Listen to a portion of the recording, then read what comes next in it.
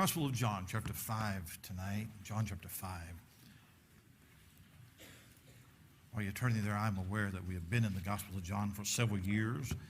And I preached this passage a few years ago. I'm going to look at it with just a bit of a different angle tonight. Not be long. We have a baptism right after the service. So the Gospel of John, chapter 5 and verse 1. After this, there was a feast of the Jews, and Jesus went up to Jerusalem. Now there is at Jerusalem by the sheep market a pool, which is called in the Hebrew tongue Bethesda, having 5 porches. In these lay a great multitude of impotent folk, of blind, halt, withered, waiting for the moving of the water. For an angel went down at a certain season into the pool and troubled the water. Whosoever then first, after the troubling of the water, stepped in, was made whole of whatsoever disease he had. And a certain man was there which had an infirmity 38 years. When Jesus saw him lie and knew that he had been now a long time in that case, he saith unto him, Wilt thou be made whole? The impotent man answered him, Sir, I have no man, when the water is troubled, to put me into the pool. But while I am coming, another steppeth down before me. Jesus saith unto him, Rise, take up thy bed, and walk. I don't know when it became such a prevailing spirit in our world, but we live in a culture of victim mentality. It began with Adam blaming Eve for tempting him with the forbidden fruit, and Cain blaming Abel for bringing a better offering to God. And that's where the first blame game was played. The first man created and the first child born were the first victims. And we all have the capacity to blame others for the way that we have turned out. But a victim culture is where victimhood becomes a virtue. My victimhood somehow makes me morally superior. And so I demand special treatment and constant apologies. So politicians are still apologizing for slavery in the 1800s. And people are still traumatized by the Civil War fought in the 1800s. And somehow a person who has never been a slave or related to a slave is owed reparations for somebody who has never owned a slave. That's victimhood. Now, to be sure, there are victims in our world. People suffer injustices. People are born with situations that handicap them. There are people that have been abused and have suffered all sorts of evil. And all of us have had bad things happen to us, and some worse than others for sure. But you can be a victim without having a victim mentality. What shapes you is your life experiences and how you respond to them. But victimhood has taken over our society. There are people who find their identity in whatever injustice they have suffered, and they hold it as a sword over everybody else's heads. Politicians are best at playing the game, pitting one group of key people against another in order to get a vote. So blacks are victims of the whites, and gays are victims of the straight people, and poor people have been victims by the rich people, and all of us are being used by big corporations. And whatever your problem, there is somebody to blame. But I want to tell you that weaknesses and shortcomings and failures may be a reality, but they are not necessarily a virtue. The older folks in here, you would remember when we took responsibility for our actions. We were taught to see shortcomings as opportunities. Setbacks only brought you closer to eventual success. Every no brought you closer to a yes. And instead of whining and looking for someone to be mad at, we were grateful for every opportunity that we had to work hard, to be strong, to make something out of ourselves. We didn't want to be pandered to, and we didn't want to be coddled. All that we wanted was a fair shot.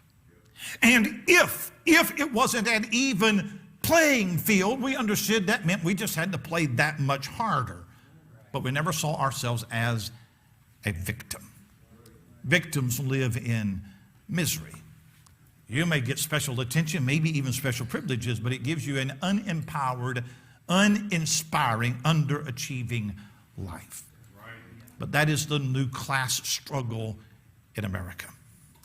And the first thing that victimhood wants you to know is their disadvantage. We teach it to the children on the sports team. So now everybody gets a trophy for participating because we don't want to create a victim. Now, if you will do that for him long enough, then when he gets a job, they'll have to create a safe place for him because of his fragile ego. And so now you can offend somebody just by using the wrong pronoun. And words that used to be culturally normal are now taboo because 3 people out of 8 billion are triggered by that particular word. It is a whole new world that we have to bow down to the snowflake, and we're the perpetually offended lord over the rest of society because we are afraid to say, you're nuts. That's the world that we live in. Now, everybody in here has been a victim of something or someone. But pick yourself up and dust yourself off and refuse to be identified as a victim. You see, there are too many rags to riches stories to say that you can start in last place and actually finish first. And there are too many privileged losers to say that you can be handed life on a silver platter and still end up a pariah to society. In our story, there is a man who has an infirmity for 38 years. I do not want to know what caused it. Was he born with it? Did somebody injure him? But somebody has made him a victim by some circumstance. Now, there was a legend that there was an angel that would trouble the waters at the pool of Bethesda, and the first man in was healed of whatever ailed him.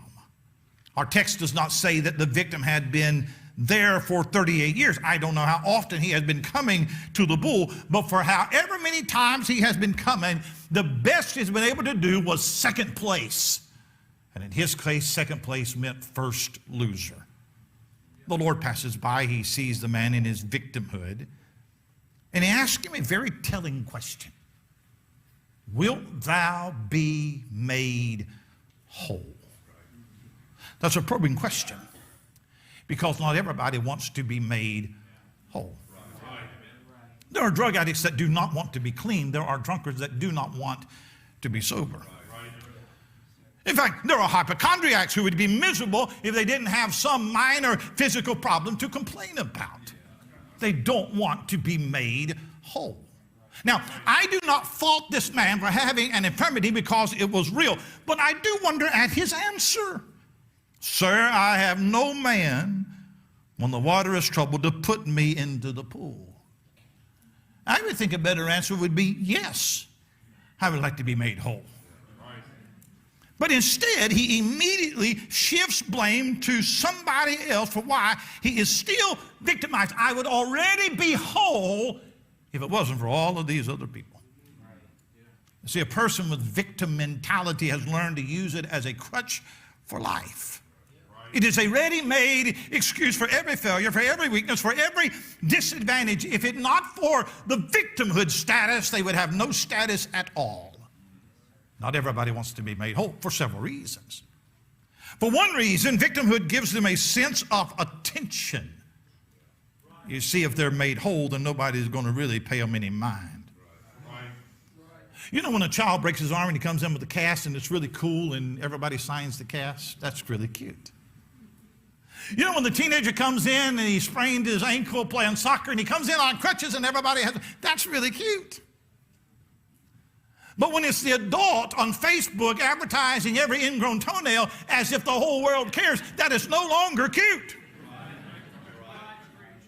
Wilt thou be made whole? Not if nobody's going to notice me. You see, there are some people that are just addicted to drama, and if there is no drama, they will create their own drama. They could fix their problems, but it is the only source of attention, and they crave that more than the fix. It gives them a sense of attention. But then victimhood gives them a sense of achievement. Here's an infirm man, that's all that you know about him. It's his infirmity. And again, it is not his fault that he had an infirmity, but is there anything else to say about him other than his infirmity? Was there anything else in his life that mattered? And I don't know about him, but I do know about some people whose entire identity is wrapped up in their victimhood. Right. They're poor because they're a victim. They didn't get a good education because they're a victim. They can't hold down a job because they're a victim. They didn't get a promotion because they're a victim. Right. And their only achievement in life is that they haven't achieved anything because they're a victim. Right. Victimhood gives them a sense of attitude. They don't know how to think positively. They can't imagine any other outcome to life because this attitude of victimhood has so ingrained them. If you were to tell them that their victim mentality does not serve them, they would not know how to function without them. If you took victimhood away from them, they would not know who they are. And in this way, the victim mentality is more crippling than the victimization. Whatever sets them back in life doesn't set them back nearly as much as the attitude that I have been set back and I can't do anything about it. Talk to you for a few minutes on the victim mentality. And I want you to notice, first of all, the victim and his acquaintances. You can still visit the pool of Bethesda in Old Jerusalem, though it's no longer a pool. In the gospel days, it was a pool surrounded by 5 colonnades or 5 porches, the Bible says. It was on the backside of nowhere. It wasn't prominently located. It was not a nice place to relax. It's not anywhere that dignified people would visit. In fact, verse 3 says, there's a great multitude of impotent folk, a blind, halt, withered.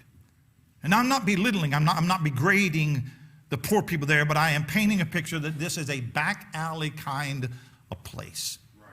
And those who had no other hope came here in desperation for a miracle. Right. If you had money, you went to the doctor. If you had no money, you came to the pool of Bethesda. And these are desperate people. You have one shot at a miracle once a year, and you don't know when that shot is coming. And so there are people that would literally camp out here they lived here waiting for that one shot a year. They had heard of a miracle, and people always flock to wherever they think that a miracle has occurred.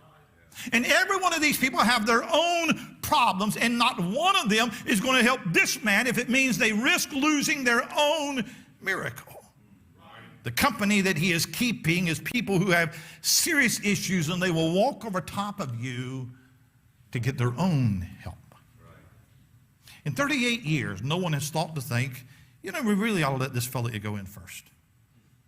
Really, he has seniority. He's been here longer than everybody else. Why don't we let this year be his year?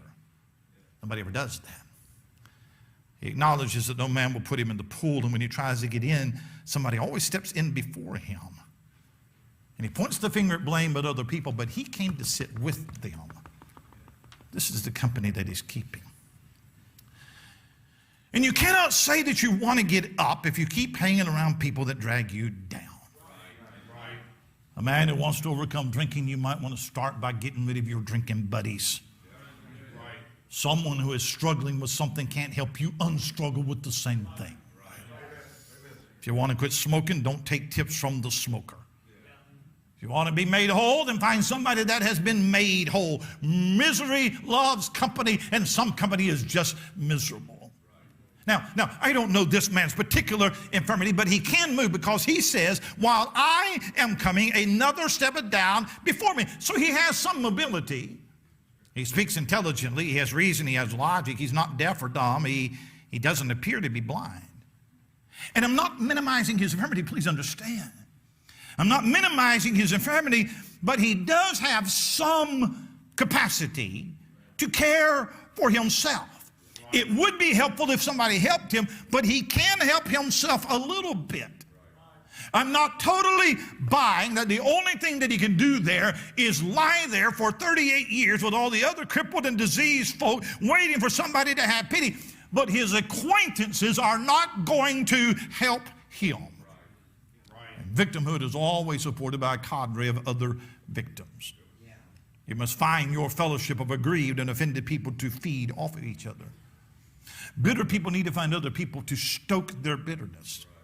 Right. Angry people need to find angry people to vent their rage to. And if you insist on living in victimhood, then a positive, glass half full kind of guy is not somebody that you're going to want to be around. The fellow that tells you to get over your victimhood, that you have to take responsibility for yourself, what fun would that be? And if you live in victimhood and you are miserable and you can see that this is not serving you well, then the road to recovery begins in finding new friends.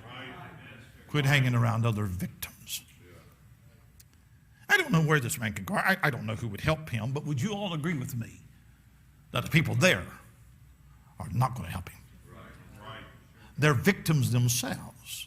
They're too preoccupied with their own problems to help somebody else. So if you're discouraged, get around somebody sunny. If you're broke, find somebody that knows how to make money. If you're always angry, find somebody that has a good attitude. If you hate the world, sit down with somebody that loves Jesus. The victim and his acquaintances.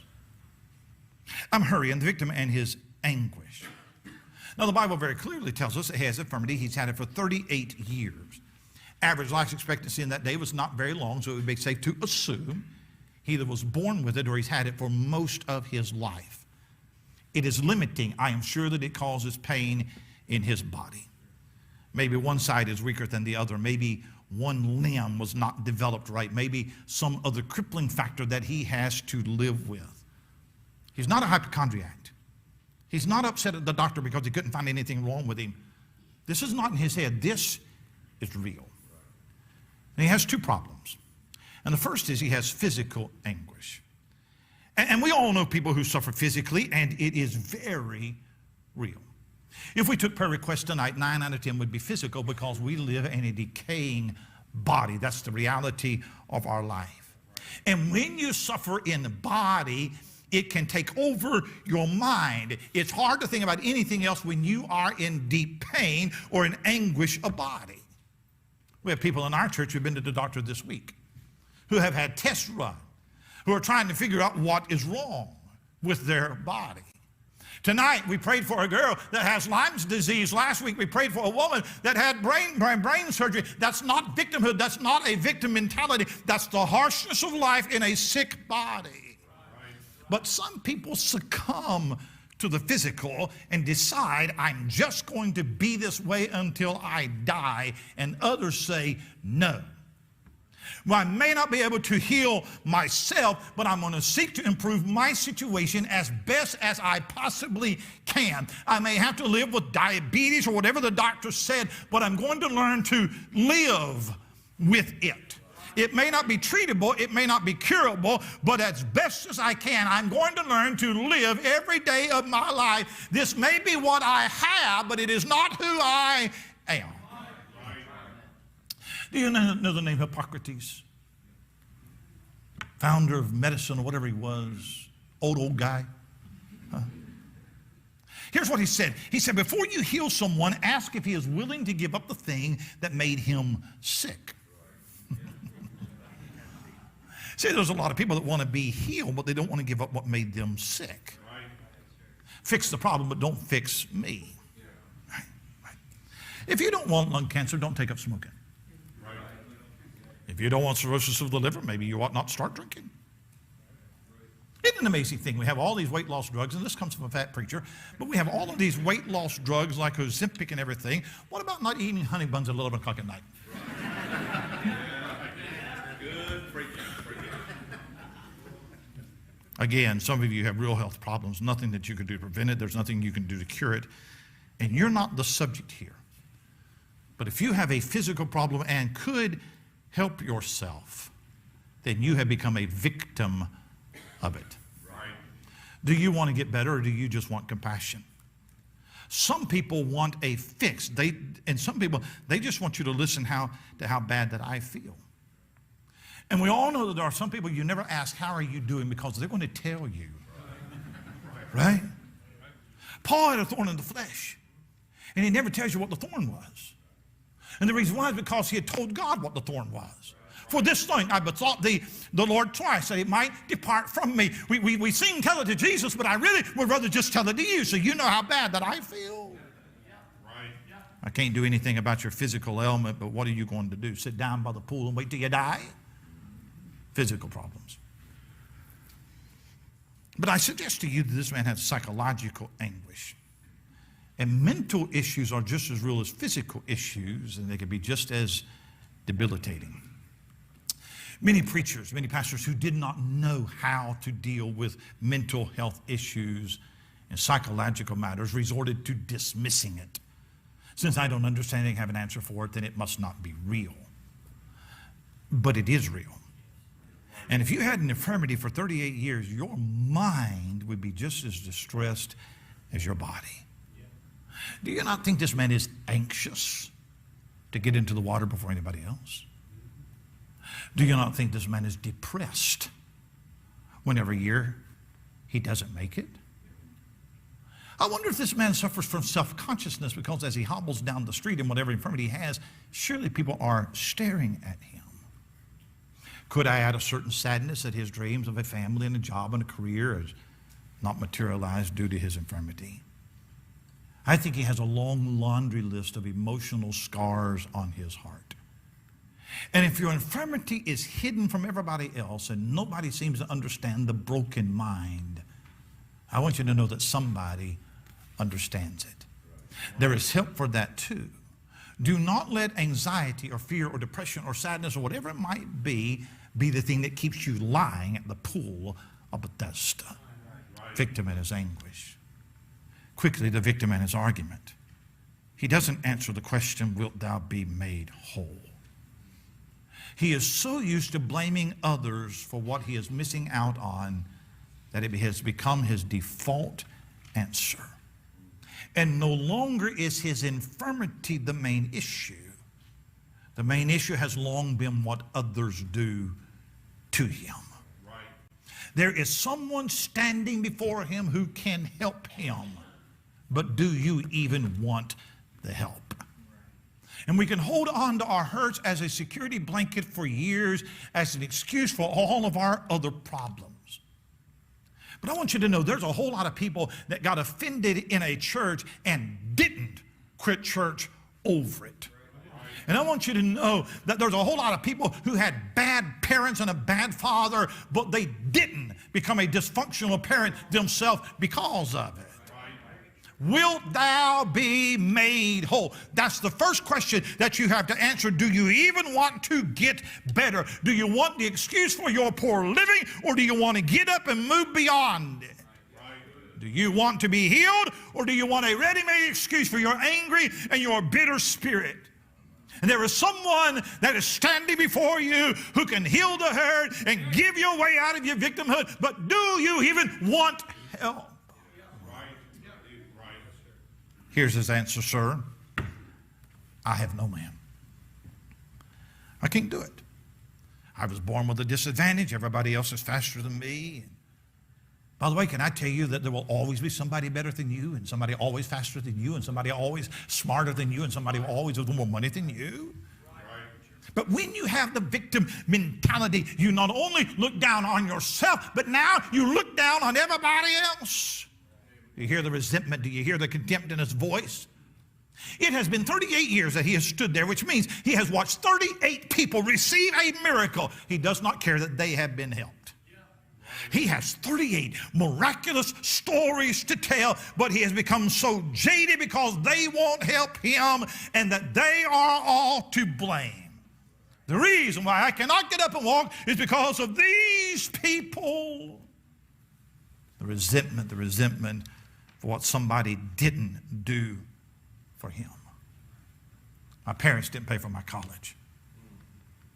My mom and dad never bought me a car. The boss won't promote me because he plays favorites. It doesn't matter. Somebody, somewhere, in some way has made me a victim, and I am stuck in my condition because of somebody else. Right. We live in a culture of aggrieved people who don't even know why they're aggrieved.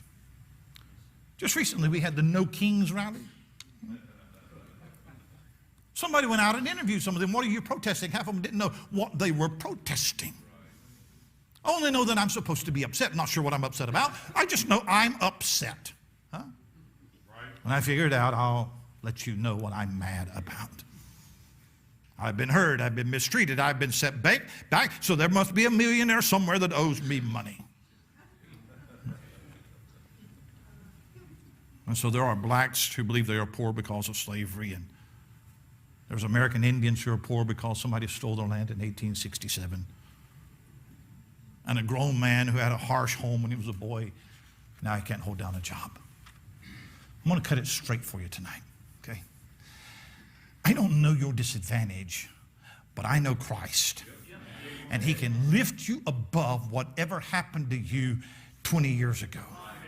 How can you be disadvantaged and have a victim mentality when you are saved? You have eternal life. You have direct access to the throne of God. You have the Holy Spirit to guide you into all truth. Disadvantage, you say, more than conquerors is what I say. Victory over sin and victory over temptation and adopted into the family of God and a fellowship of believers to encourage you. You can't possibly be disadvantaged with a Bible in your lap and Jesus in your heart and a song in your lips. Not possible, not possible. I'll tell you the man who doesn't have a church. I'll tell you the man who doesn't know Jesus. I'll tell you the man who's never read a Bible. I'll tell you the man who doesn't have a Christian friend and he's out there to navigate this cruel world on his instincts by himself. What disadvantage that man has. But you, oh no. Hardships and troubles come to all of us, but look up. There is somebody standing beside you and he's asking you, do you want help? He didn't ask everybody. He just asked this man. Somebody's standing before you tonight saying, wilt thou be made whole? Sir, I have no man. If you leave this church upset and won't come talk to me, don't go away saying I have no man, that nobody cares. You cut yourself off from people who love you most because you're mad. Don't leave saying I have no man. You don't get to isolate yourself and then pull the no man cares card. Because before Satan assassinates, he always isolates. And what some people want is they want us to be mind readers, and we're supposed to know why you are upset. I quit a long time ago. I quit guessing and I quit chasing. All right? I'm not the model pastor, so if you're thinking about being in the ministry, don't do it like I do. But if you want to be a victim and say that no man cares when you don't even ask for help, that's on you. The victim and his argument. I'm done. The victim and his answer. Verse 8. Rise, take up thy bed, and walk. Now, it's a very callous thing for me to say, get over it. Pick yourself up. Pick yourself up by your boots. Just get over it. That can be insensitive, right? It can do more harm than good. But this is Christ speaking. And when Christ says rise, he gives him the power to do what he tells him to do. He heals him as he speaks to him, enabling him to do something that he has not done for 38 years. It is of no help to tell somebody what to do if you're not going to offer some help on how to do it. And here is a man that rises above his victimhood. I'm going to tell you how he did it. Are you ready? He did it by obeying the voice of Christ. Don't tell me any more about no man and how you got here, because that is no longer relative. Christ is speaking to you, and if you will get up, he will strengthen you so that you can rise up and walk out of here. Whatever he says, and maybe the word that Christ speaks to you is to be kind one another, tender-hearted, forgiving one another. Maybe the word that Christ has to you is be strong in the Lord and in the power of his might. And maybe the word that Christ has to you is in everything give thanks, for this is the will of God concerning Christ Jesus for you. You see, there has never been a greater victim of victimhood than Jesus Christ. And he says, follow me, and I'll give you strength, and I'll give you power, and I'll give you a new mind, and I'll get you out of this victim. Rise. Take up thy bed and walk. And can I add, out of here? I'll give you the strength to get up and get out. Don't ever blame these people again. Don't ever say, I would, but others. Don't ever say it again. Don't ever tell me what happened to you 38 years ago. No. Your physical ailment was healed. But then Jesus released him from the anxiety of trying to get in that pool first. He releases him from the depression when he got run over again. You may be a victim of the past, but you don't have to be a victim of tomorrow. Christ can take the abuse and the hurt, and he can take it all away. Or he might leave it right there and use it to make you stronger. You can be a victor. You can be a victim. But life is too short and it's too sweet to live with a victim mentality.